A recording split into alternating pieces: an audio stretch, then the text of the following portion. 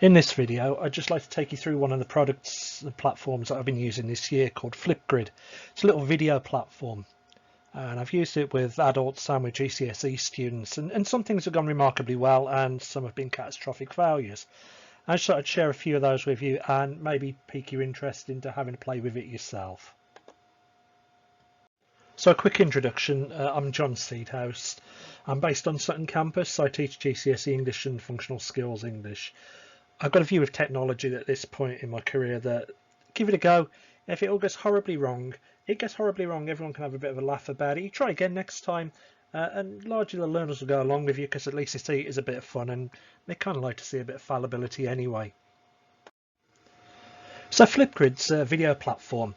If you think of it a little bit like some of the social platforms like TikTok or maybe Insta Shorts, but instead of being a social area where you've got to have a login, etc., it's designed around education. So the students don't have individual logins to it. What happens is that you as an educator have a login and you invite a contribution from your learners via a QR code or a Flipgrid code. And it's really mobile friendly. Obviously ties into what our students are accessing the web with. The really cool thing about it is it allows you to create kind of a sort of an asynchronous learning experience for the students to give them something to interact with and to be a little bit creative and have a little bit of fun with as well. You can completely secure it as well so that you cover safeguarding. Probably your best bet is to have a look at info.flipgrid.com and kind of see what it does yourself in that respect, because I'm not going to make it sound that exciting. All I can do is sort of show you how I've leveraged it and what I've done with it. I know that on this slide I've put that speaking and listening skills are a major part of GCSE in English, but let's be honest, in education, speaking and listening and communication is kind of the central point of the whole learning experience. And obviously the pandemic's really just messed that up totally. Students have been stuck at home, not interacting, and I was trying to think of ways to bring that into it, not just through the use of Teams and having live lessons and chat windows, etc. But I wanted to include the students who are stuck at home and with caring responsibilities, the ones that couldn't necessarily attend a live session because they're looking after kid brothers, kid sisters, they've got isolating adults, there's only one access device in the house. And so I thought about using video to kind of knock together some lessons that would actually not just touch on the subject area, but also give a little bit of technical and technological confidence to these learners as well.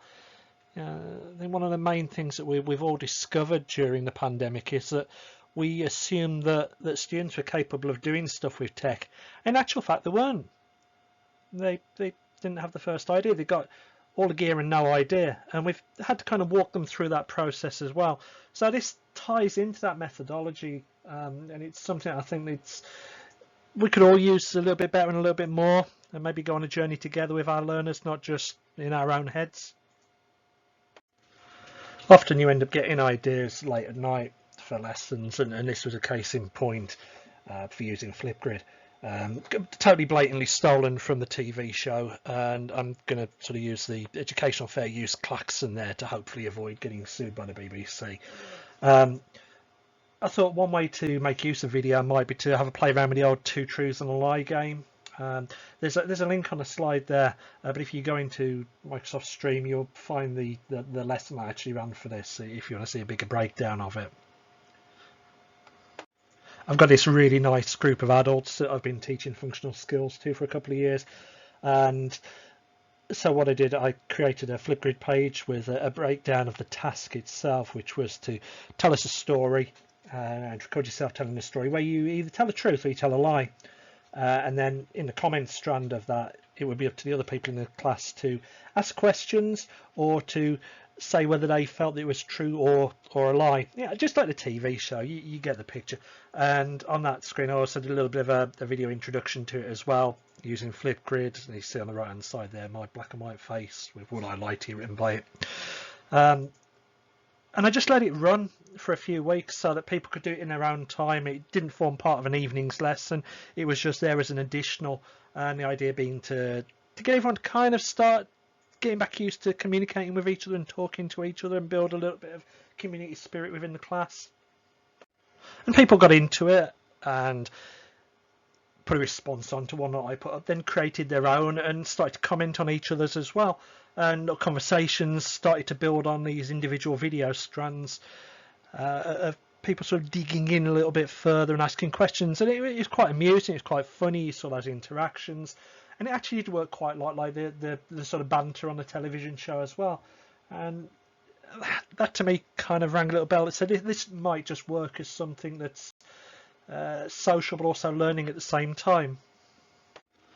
I put a list of what went wells up there, but I think the key one was the fact that it actually just got people talking again, and it reintroduced an element of humour that lockdown had kind of wiped out of the classroom a little bit.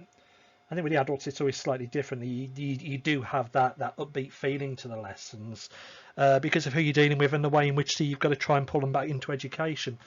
And we rebuilt some of that feeling in the online environment. It allowed the learners sort of go where they wanted to go with it a little bit and have a little bit of fun and not feel too afraid of what they were doing. One of these things where because it's an experiment, there's no judgment at the end of it. And I think that was a really good thing to do. You've got to treat these things quite softly when you go into them. I'm not going to say it went brilliantly or even smoothly, because it didn't. I tend to come up with these ideas and just run at them like a bull in a china shop. And I don't always plan out the eventualities. So you do end up with the odd catastrophe. And that's fine. Everyone learns from that. And in a way, you can leverage your learners to sort of help you make it better the next time round. And I think that's quite a good, fun process for me and for them as well. In terms of Flipgrid, sorting the permissions out to get everyone using it was a bit of a pain, because it's ring fenced with the BMET ID, which means that you've got to put in subdomains and domains to give people permission to actually access the platform once you've given them the code. And that took a little bit of time to figure out. A couple of learners were a little bit terrified, understandably, because you're asking them to do something that's new on top of the fact they've walked back into education, which is always a bit new. Getting used to a new structure. The videos went absolutely everywhere, and I mean everywhere. I was asked. I probably set something that was slightly too complex because I wanted to create substrands of videos where they'd be commenting on the one that they'd seen in a line below it, and some of the learners just hit the record button and threw things willy-nilly, and that was kind of good fun. Felt a little bit like the air traffic controller at Heathrow Airport, who just launches a plane every 30 seconds into the sky and then leaves it to the next guy on the next table to figure out where they're actually meant to go to. But you learn from these things. So anyway, after the adults, I was laden with false bravado about the whole playing around with video and learners, and thought, let's give this a try with the GCSE students. And we were kind of heading midway through a module on Victorian England and Victorian writing. I won't bore you with the reasons for why we do all that. And I thought, well, okay, I could adapt part of this from a lesson that I did previously and now launch it with video as well. So the idea being that the learners are given a character from the 19th century, and then they develop that character with the information that they're learning and some source material, and then they put it into another format, and there's an output from it, and it shows development, and it's full of wonderful pedagogical motivations to it, but ultimately it's kind of meant to be a bit of fun as well. So, for example, I give them a character and a social handle tree, like you got Docker 22 here, and then a bit of information for them to find out about who they were in the 19th century, what their job would have entailed, how they've interacted with other people. The idea being that they would then go off and interact with other characters from that time period in that mindset and build up a bigger picture of day-to-day life, which would help them ultimately when you get to the exam. Sort of not just writing down on the page, the difference between these two texts is that one's written in the 21st century and one's written in the 19th century, and then wandering off onto the next question. Previously, I'd used the Padlet platform like a Twitter wall for this.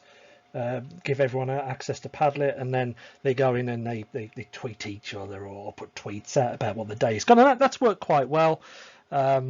And I sort of pat myself on the back, and I ran that one in front of Ofsted at a previous college, and it went down really well as a use of technology. So again, full of stupid bravado, recreate it, try and do something new, because obviously it's going to work. So again, here we go, set up a Flipgrid page with the brief on it, and the brief source has been covered in a lesson, and there's an explanation video of me telling everyone how to do it, and I even went so far as to let my beard grow out, pick up a flat cap, and give myself a character as well to show them the example of what they were doing. The idea being they're going to record 5 to camera pieces, a little bit like TikTok, and they'll tell us at various points in their day what they've been getting up to. Hopefully that would then generate a little bit of interaction, and as we move forward through the projects, can introduce some research on Jack the Ripper, and they could put their reactions as to what it'd be like being someone living in East London around the time of Jack the Ripper and how they'd react to it, and you could do another couple of videos from it. That was a great idea. You end up with a lovely long wall of videos on it. And then you do the horrible reflection on these things, and you think, okay, well, what went well? And it's pretty easy to give yourself a pat on the back, isn't it? Because the students did get more confident using the technology, and there was actually some really nice creative thought went into it. Because they weren't hampered by the fact that they got to write things down, then they were a little bit more fluid and a little bit free and easier. And actually, some of those students that wouldn't say boo to a goose in the classroom, there'll be the quiet ones, actually really kind of got into it, because they were able to produce something that wasn't in front of other people. And actually the most contributions that we got were from that type of learner, which was interesting. Flipgrid also allowed them to develop a sense of fun with actually presenting and using video as well, in an environment where students were stuck in their own homes and didn't necessarily want their homes to appear on camera, or maybe concerned about the way they look because of lack of access to hairdressers, etc. They could use the filter systems or the little emojis like are on the screen now to kind of give themselves a little bit of a barrier. And that actually broke down some of the concerns that learners had towards offering interactions with their peers during lessons as well. Where it all kind of, I'm not going to say fell apart, but yeah, didn't go as well as it could have done. And it's largely down to, I guess, planning and situation. Because we weren't in the classroom, and because GCSE English, by definition, is a subject that's sitting alongside the subject that they're actually in college to do, the task kind of got ignored by some learners. It was very difficult to use this as an engagement tool for students who were already kind of lacking in engagement because of the situation. So the buy-in wasn't as good as it could have been. Those that did buy in really bought into it, but it didn't really pick up any of the learners that were already kind of on that wavering point. As an activity, it was probably a little bit too much too early on using video. Yeah, I'm asking to do a lot at this point. It probably needed an icebreaker with video at the start of the year, and I will stick with this and I will use it again in September, but with them being in the classroom, it might be a way to harness correct use of mobile phones early on and teach that discipline with tech. And obviously there was a reliance on other tasks in the module of being done, and because they hadn't been done, then this one fell by the wayside as well. So the big question is it worth playing with? Should you go out there and have a mess around with Flipgrid? Is it worth dropping into with your learners? And I'd say probably yes. There's a huge amount of potential there. Our learners are in video, that's where they consume. So if we harness that, then you're at least putting yourself on a platform where the learner already is, so you've got a chance of getting something back and something out there and opening a dialogue or a conversation through the technology. I think that if you had a physical presence in the classroom, it would be easier to do, because there is always that factor that students will look at something and they're not simply to use it. Yeah, they'll bounce away from it because it's a step too far, or it's, in their words, it's too long or boring, or they can't be bothered to do it or don't see a value to it. I guess students don't like being guinea pigs, or at least 16 to 19-year-old students don't like being guinea pigs. Adults are up for a laugh. They'll do it as long as you've got the rapport with them.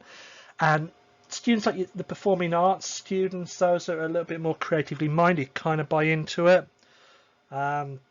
So again, it's a case of sort of differentiate and play around with your groups and what you know about them.